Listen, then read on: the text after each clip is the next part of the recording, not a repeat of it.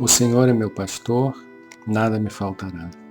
Caminhar me faz em verdes pastos. Guia-me mansamente a águas tranquilas, refrigera a minha alma. Guia-me pelas veredas da justiça por amor de seu nome. Ainda que eu caminhasse pelo vale das sombras da morte, eu não temeria mal algum, porque tu estás comigo. A tua vara e o teu cajado me consolam. Preparas uma mesa perante mim, na presença dos meus inimigos. Unges a minha cabeça com óleo, o meu cálice transborda.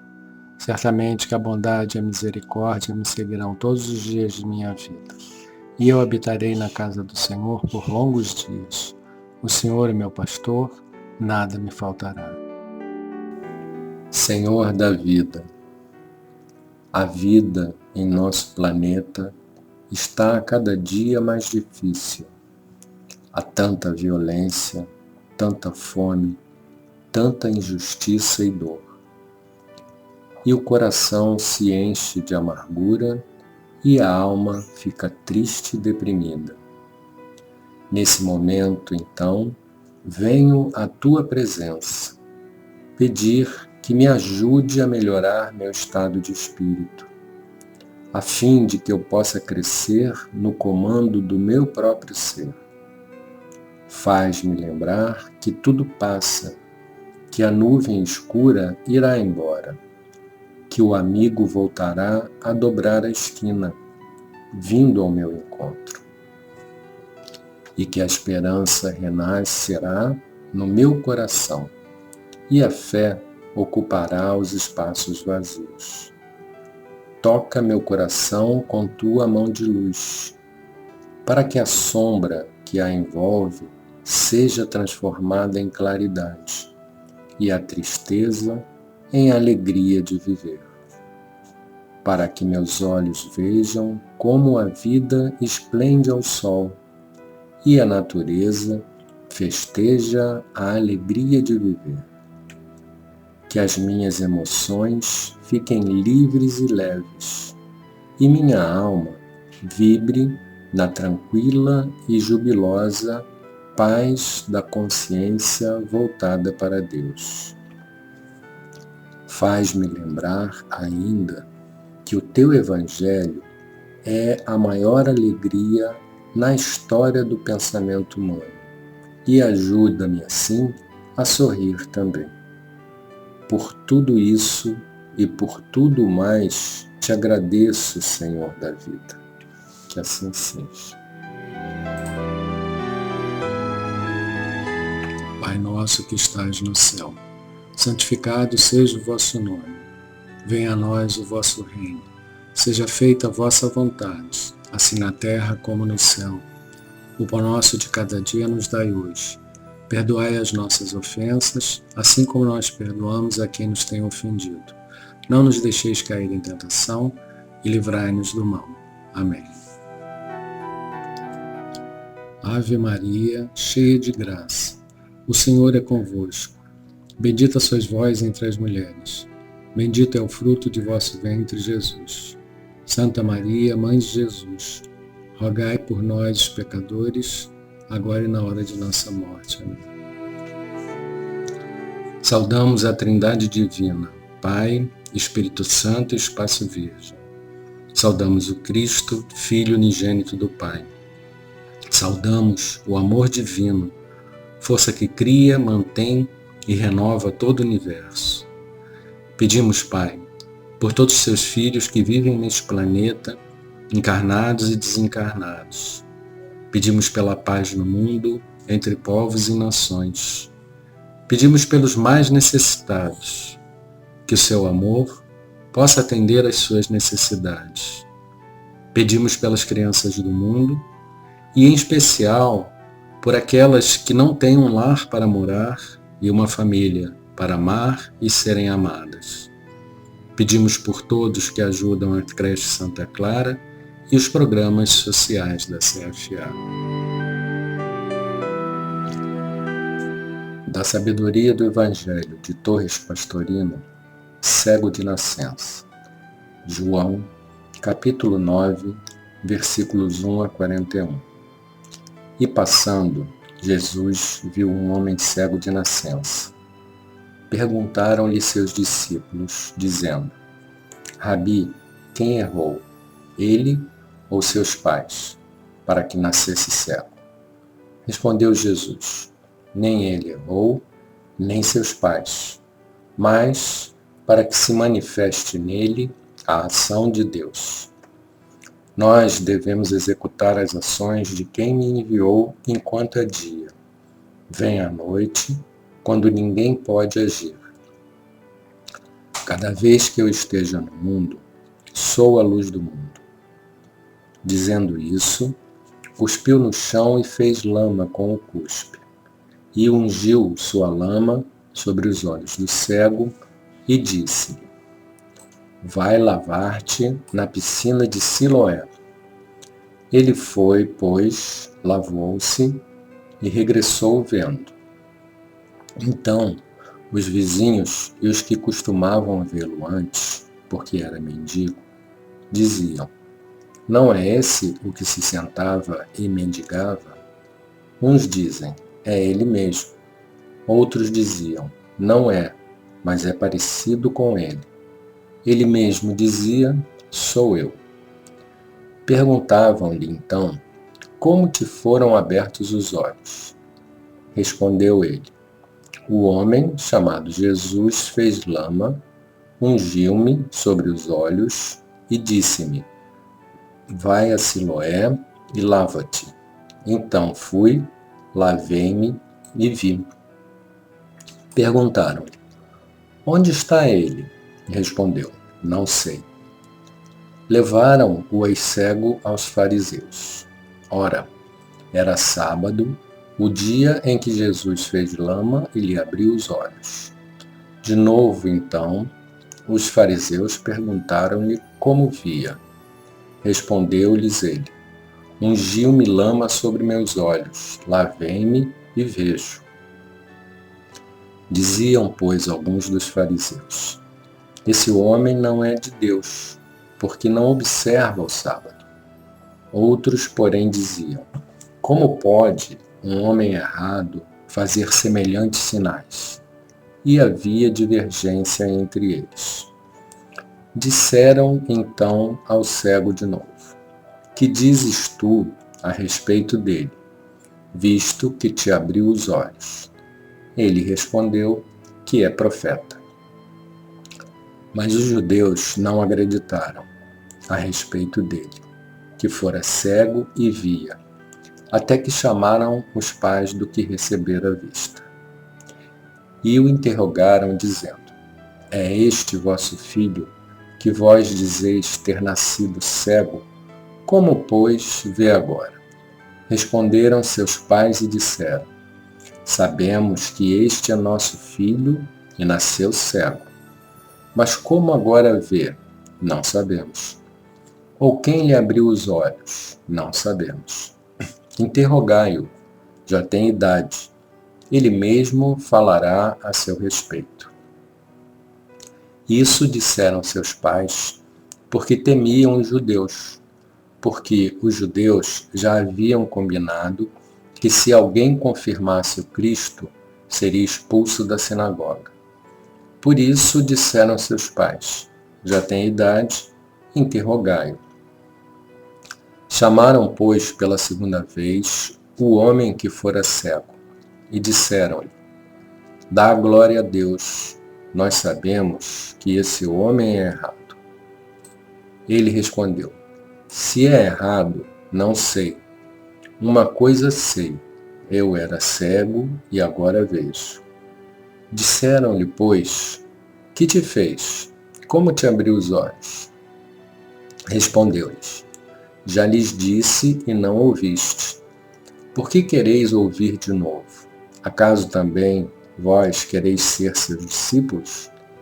Injuriaram-no e disseram: Tu és discípulo dele, nós somos discípulos de Moisés. Sabemos que Deus falou a Moisés, mas este não sabemos de onde é. Respondeu o homem e disse-lhes: Nisto está o admirável, que não saibais de onde ele é. E, No entanto, ele me abriu os olhos. Sabemos que Deus não ouve os errados, mas se alguém for reverente a Deus e fizer a vontade dele, a este ouve. Desde séculos não se ouviu que alguém abrisse os olhos a um cego de nascença. Se esse homem não fosse de Deus, não poderia fazer nada. Replicaram eles e disseram-lhe: Tu nasceste todo em erros e nos ensina? E o lançaram fora. Ouviu Jesus que o lançaram fora e, encontrando-o, disse-lhe: Crês no Filho do Homem? Respondeu ele e disse: Quem é, Senhor, para que eu creia nele? Disse-lhe Jesus: Já ouviste, e é ele quem fala contigo. E ele disse: Creio, Senhor, e prostrou-se diante dele. E disse Jesus: Para um arbitramento vim a este mundo, para que os que não veem vejam, e os que veem se tornem cegos. Ouvindo isto, alguns dos fariseus que estavam com ele disseram-lhe: Acaso somos nós também cegos? Disse-lhes Jesus: Se fosseis cegos, não teríeis erro. Mas agora dizeis: Nós vemos. Vosso erro permanece. A explicação teórica da lição anterior deve ter sido completa, levando a verdadeira luz a alguns dos espíritos de discípulos ali presentes, adiantando-os na senda. Mas, talvez em alguns deles tenha havido maior dificuldade de compreensão. Como agir diante do mundo, depois de iluminados? O ideal não seria revelar tudo isso aos chefes religiosos?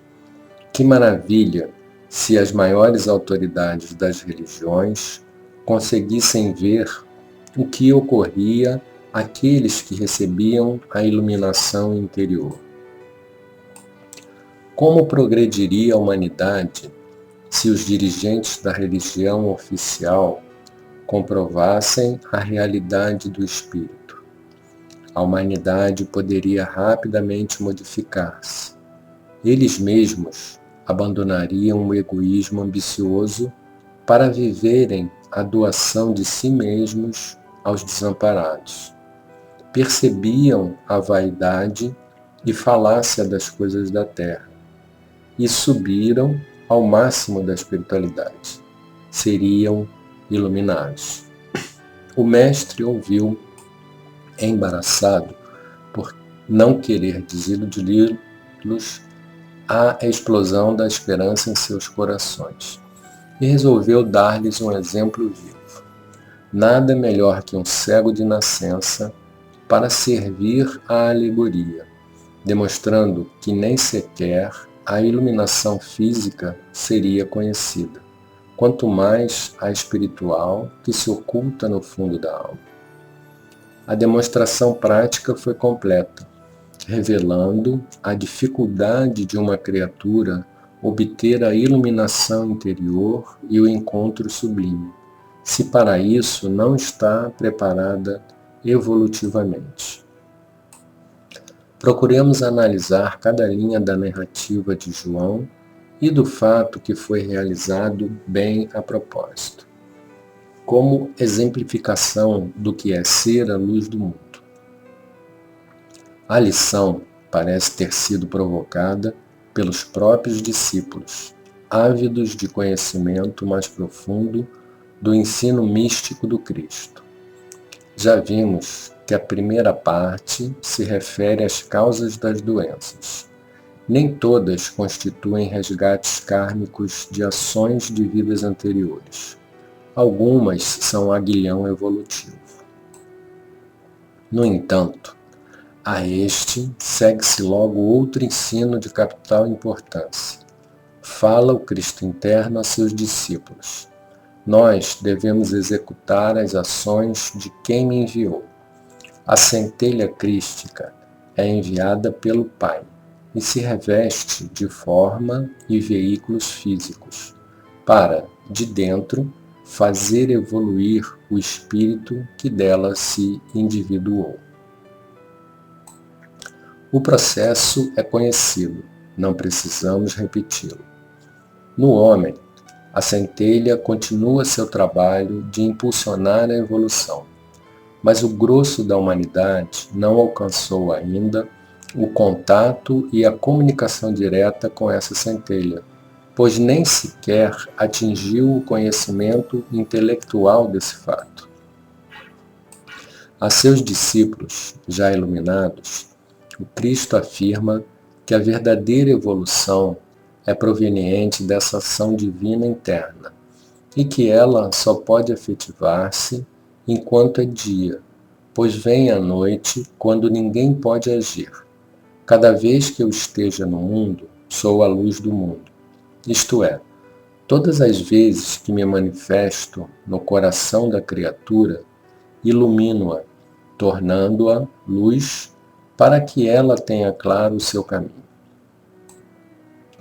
Mas enquanto Cristo se mantém adormecido no fundo do barco, levantam-se as tempestades nas trevas da noite do espírito, e ele não pode agir, não consegue dar os passos evolutivos porque perde o rumo certo, desvia-se da rota e erra o caminho.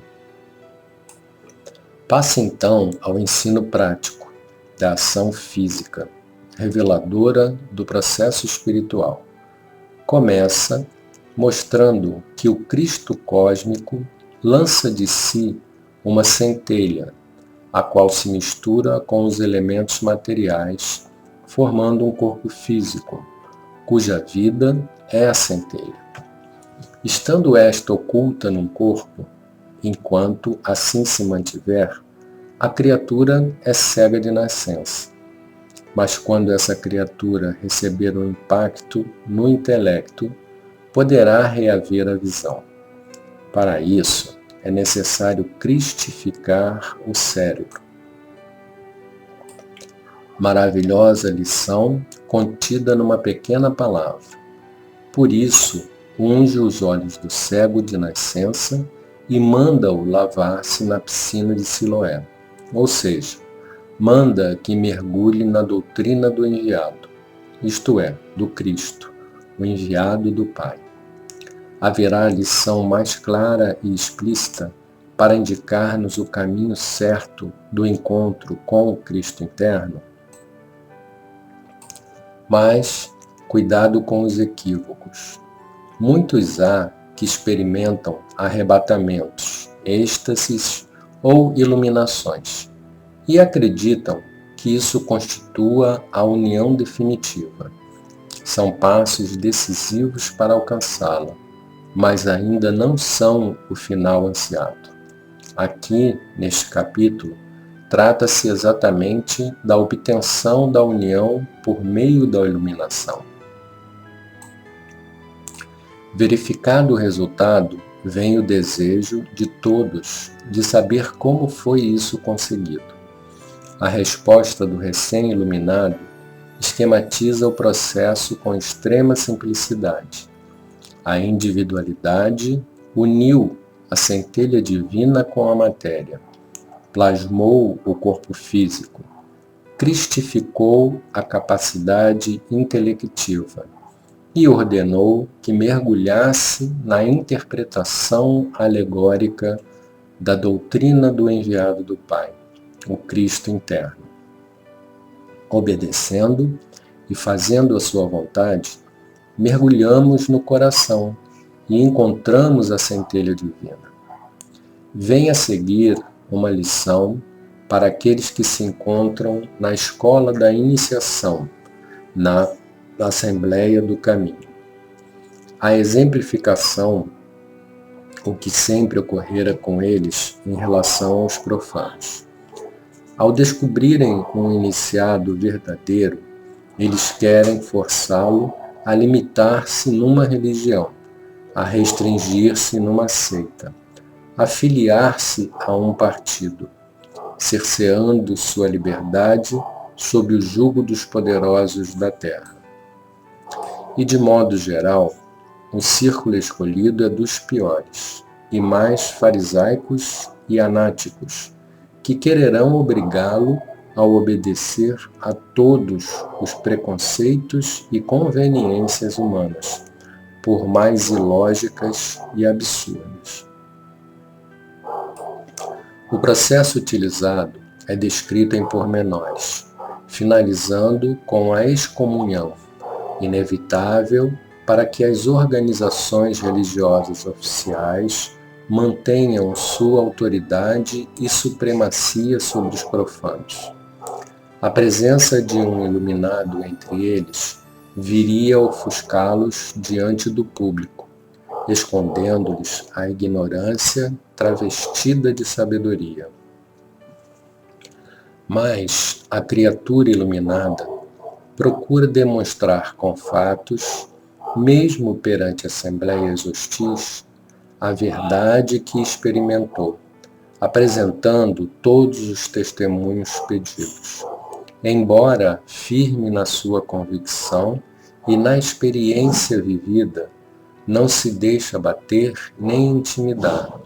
Já os profanos amedrontam-se com as ameaças, porque os religiosos ortodoxos podem excomungá-los. Uma lição que precisa ser bem aproveitada é o final do capítulo. Inicialmente, observemos que houve uma iluminação resultante da ação crística e do mergulho. A visão lhe chegou nova, mas o encontro não havia sido atingido, apesar da cristificação que lhe foi proporcionada antes do mergulho. Compreendemos, então, que essa cristificação foi o apelo crístico interno da graça, no primeiro chamamento.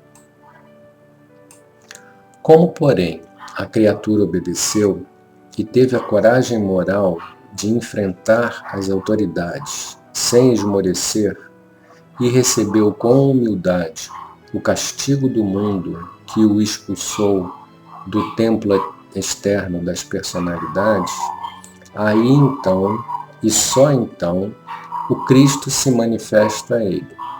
Pergunta-lhe se crê, se pretende ser fiel, ou seja, manter a fidelidade ao Filho do Homem.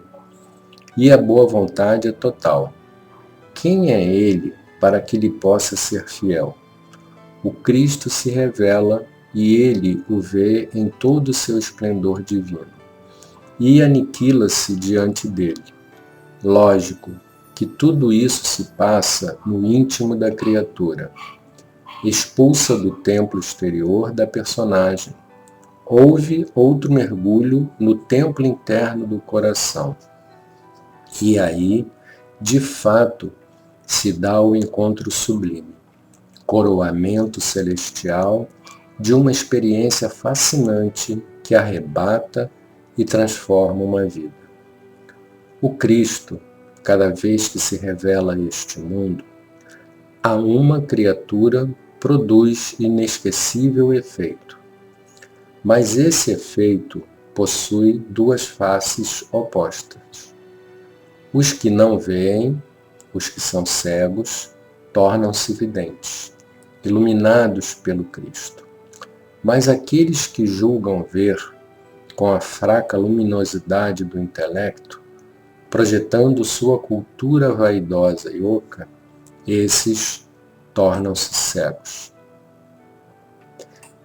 Em outras palavras, os que são humildes e ainda que sábios, reconhecem sua ignorância e anseiam pelo Espírito.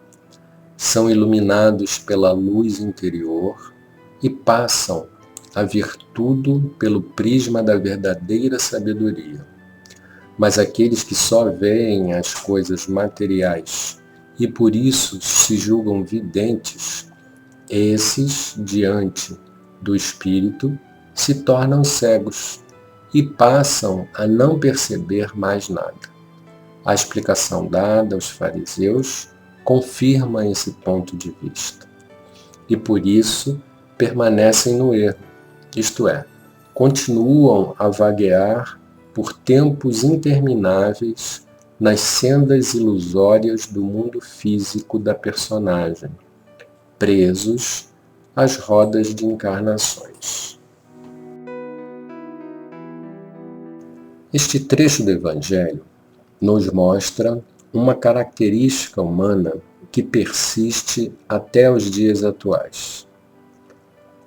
Por não iluminarem suas mentes com a sabedoria trazida por Jesus, as criaturas humanas prendem-se à materialidade das coisas.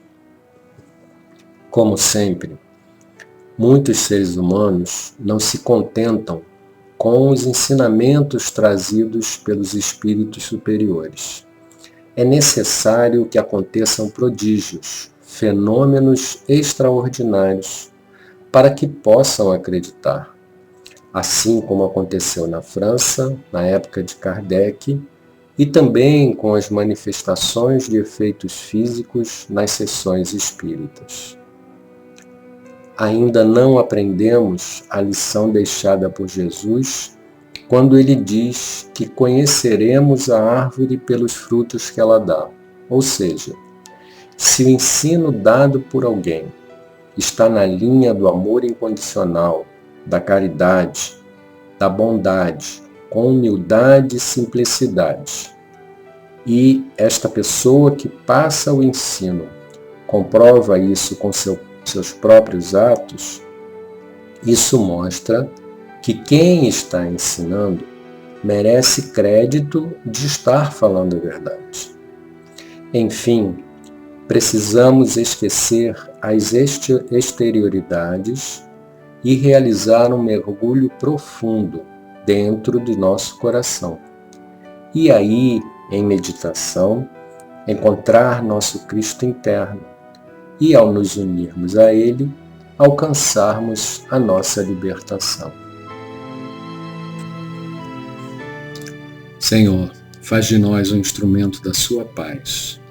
Onde houver ódio, faz com que eu leve o amor. Onde houver ofensa, que eu leve o perdão. Onde houver discórdia, que eu leve a união. Onde houver dúvida, que eu leve a fé. Onde houver erro, que eu leve a verdade. Onde houver desespero, que eu leve a esperança.